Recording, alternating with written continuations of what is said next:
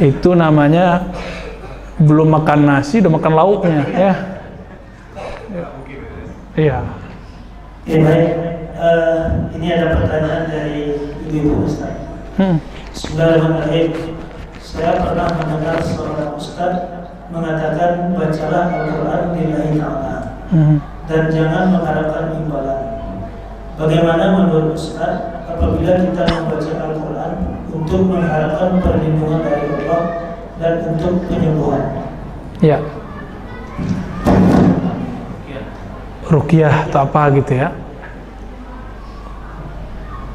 Pertanyaannya dibalik. Kalau nggak sakit, nggak minta perlindungan, masih baca Quran nggak? Kalau masih, berarti benar minta perlindungannya. Seandainya surga itu tidak ada, masih baca Quran nggak? Kan perintahnya begitu. Perintahnya utlu ma uhiya ilaik. Iqra bismi rabbik. Bacalah apa yang diwahyukan kepadamu. Enggak disebutkan di situ surga. Ya kan? Enggak disebutkan di situ. Jadi seandainya surga nggak ada, masih baca Quran nggak? Karena makom tertinggi itu makom orang terakhir baca Quran. Sekarang surganya udah nggak ada, masih mau baca nggak? Nah, maka kita bagilah ikhlas itu terbagi dua. Ikhlas matre, ada ikhlas yang levelnya level para nabi, para wali, itu tanpa syarat, ikhlas tanpa syarat. Ikhlas itu seharusnya tanpa syarat ya. Ya. Apa akibatnya kalau kita pakai level 1? Level 1 ikhlas bersyarat. Saya baca Quran untuk kesembuhan. Masalahnya apa nanti? Jika udah dibaca Quran nggak sembuh-sembuh, nanti akan meragukan Quran nggak? Kalau nggak sembuh masih baca Quran nggak? Nah itu problemnya ya. Quran itu walaupun bisa mengobati fisik, tapi inti Quran bukan untuk fisik. Syifa'un lima fis sudur, mengobati yang di dalam hati. Sudur itu sadar, kesadaran jiwa. Sudur, sadar kan jamak dari sudur, sadar. Sadar itu sumber kesadaran. Maka kita kalau kita bilang saya, kita nepuk dada, nunjuk saya, gitu kan? Nah, kita nunjuk kesadarannya ada di sini. Jadi kata Ustadz itu barangkali maksud dia ibu-ibu, bapak-bapak ini naikin level bacanya. Kalau anak kecil dikasih iming-iming sama Nabi, yang sahabat-sahabat masih muda ya, baru-baru masuk Islam, baca satu huruf dapat 10 kan gitu. Tapi untuk sahabat level tinggi nggak lagi. Baca Qur'annya betul-betul karena Allah menurunkannya sebagai surat cinta dari Allah, maka dia membacanya sebagai ekspresi cinta. Ini tanya deh ke perempuan-perempuan atau bapak-bapak juga begitu. Kalau kita kirim-kiriman rindu-rindu, salam-salam ya sama seorang yang kita suka, nanti si perempuan atau si laki-laki akan suka melihat memorinya, lihat-lihat ya tanggal sekian lagi ngapain ya, diulang-ulang. Itu surat cinta dari makhluk aja diulang-ulang, masa dari Khalik nggak diulang-ulang? Mau dapat pahala dengan baca message begitu? Enggak kan? Mau didapat apa? Kedamaian, ketenangan. Jadi bacalah Quran dengan penuh cinta. Maka katakan begini Pak, jadi sebelum baca Quran walaupun Bapak nggak ngerti isinya, ya Allah, aku mencintaimu, aku cinta surat-suratmu, aku merindukanmu. Aku tidak faham ya Allah maksud darimu. Tolong ilhamkan kebaikan-kebaikan dalam kalbuku. Maka faham gak faham Bapak rasakan nanti nikmat baca Qurannya. Ya, nikmat. Tapi kalau masih ngitung huruf, satu huruf sekian pahala, ya berarti cintanya bersyarat. Itu kalau cowok matre. Ya. Giliran gak dapet, gak mau lagi. Maka pertanyaan itu, jika tidak dapat kesembuhan masih baca nggak? Itu masalahnya Pak ya. Menyalahkan Al-Quran nggak? Nah seperti teman kita, dia sholat sering, tapi nggak tenang-tenang, dia butuh apa nggak dapat, akhirnya nggak sholat lagi sekarang. Sama aja. Tuh si mata sipin nggak sholat kaya. Loh, nggak connect ya, nggak nyambung. Gagal paham, tapi sok pinter. Ya, ada lagi Pak. Berarti mengintimidasi. Ya, maksa Allah. Beda tadi kaitannya antara ruqyah tadi dengan bedanya dengan dukun. Dukun ada juga pakai itu. Jangan gitu Pak. Ahli ruqyah itu dukun juga, tapi dukun perdukunan yang sudah disyar'ikan. Aktivitasnya sama kok. Embus-embus juga, baca-baca juga. Ruqyah itu bahasa Arab, artinya mantra. Ruqyah, mantra, sama. Dukun-dukun di zaman Nabi, itu ada namanya Ibnu Malik al-Ashja'i. Datang ke Nabi, ya Rasulullah, di zaman dulu, sebelum engkau datang, kami sudah meruqyah. Belum ada Quran, belum ada sunnah. Belum ada kulhu, belum ada amanah Rasul, belum ada ayat kursi. Hadis Sahih Muslim, apa kata Nabi? Alqi alayya ruqaq. Bacakan ruqyahmu. Dibacain. Ternyata isinya cuma nama Allah, nama Allah, nama Allah, nama Allah. Jadi dari dulu orang Arab itu sudah mengenal Allah, tapi tidak menyembah Allah. Maka Nabi mengatakan, la ba'sa birruqa ma lam yakun fihi syirk. Boleh ruqyah selama tidak ada kalimat syirik di dalamnya. Walaupun pakai bahasa Melayu, bahasa Minang, bahasa Jawa, bahasa Sunda, boleh. Tapi yang penting tidak ada kalimat syirkiyah di situ. Ada kalimat syirik, haram. Mau dia bisik-bisik, mau dia keras-keras, nggak ada urusan. Ya. Jadi kalau ada kiai ustadz bacanya pelan-pelan, bukan pelannya yang jadi hukum, tapi apa yang dia baca. Apa yang dia baca itu yang dihukumi. Jadi kalau tuh dia bacanya nggak keras-keras, itu dia syirik, dukun, nggak, belum tentu. Ya, nggak, belum tentu ya.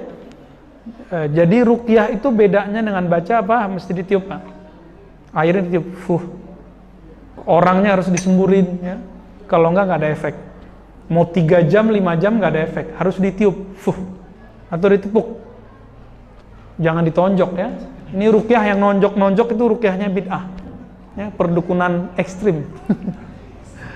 Lanjut. Ini ada satu lagi pertanyaan.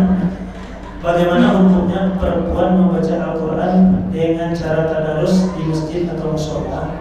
Sementara ada ilmu yang menyatakan kalau perempuan tidak boleh mengeluarkan suara merdu di depan umum. Bagaimana hukumnya? Emang ada dalilnya begitu? Kalimat yang mengatakan sautul mar'ati aurah nggak ada di hadis. Itu pendapat sebagian ulama. Sautul mar'ati aurah, suara perempuan aurat. Yang aurat tuh kalau suara mendesah-desah Pak, ya, atau suaranya iya saya, aduh mendayu-dayu ya, aduh, nanti saya jadi tangan saya jadi begini-gini nanti Pak ya. Kalau suaranya mendayu-dayu, mendesah-desah, itu baru ya, itu baru haram. Kalau perempuannya tegas, perempuannya ngomong biasa aja nggak ada apa-apa toh, ya nggak ada apa-apa. Nabi SAW buka Sahih Bukhari nanti di kitab nikah di bagian walimah pernikahan, resepsi pernikahan, Nabi ketika datang ke pesta disambut oleh perempuan. Terjadi dialog, ngobrol, sapa-sapaan biasa. Nah, kita aja sekarang ini yang nggak bisa membedakan itu ya. Yang haram itu suara-suara yang menggoda. Gitu. Itu baru aurat. Godaan kulit kalau dibuka, godaan suara kalau menggoda, kalau mendesah-desah, mendayu-dayu. Kalau cowok menggodakannya bukan mendayu-dayu, kalau justru kalau lagi tegas itu, kalau cowok mendayu-dayu gimana Pak? Cowok kemayu, nggak seru ya dengernya. Cowok yang tegas justru bikin jatuh cinta kayaknya ya, saya nggak tahu, nggak pernah jatuh cinta sama cowok soalnya. Ya. Ustaz, ini ada lagi pertanyaan. Assalamualaikum. Assalamualaikum. Saya mau bertanya tentang ghibah. Kalau kita bercerita tentang suatu kejadian yang terkait dengan seseorang, apakah termasuk ghibah?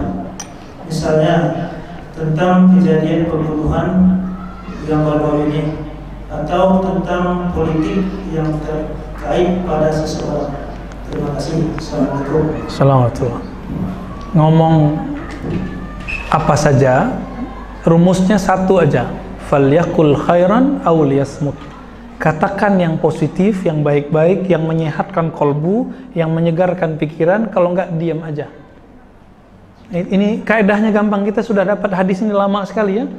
Kalau di Quran, wa qulu linnasi khaira ya. Katakan kepada manusia yang baik-baik. Yang baik-baik. Bapak saudara makan Allah, kalau menggosip, gosip itu bahasa Arabnya ghaibah atau ghibah. Ghaibah itu artinya gaib, orangnya nggak ada, terus kita omongin. Di hadis Imam Tirmizi, seseorang ditegur oleh Nabi, lalu dia jawab, ya Rasulullah, ini hakun, ini real, nyata, kejadian.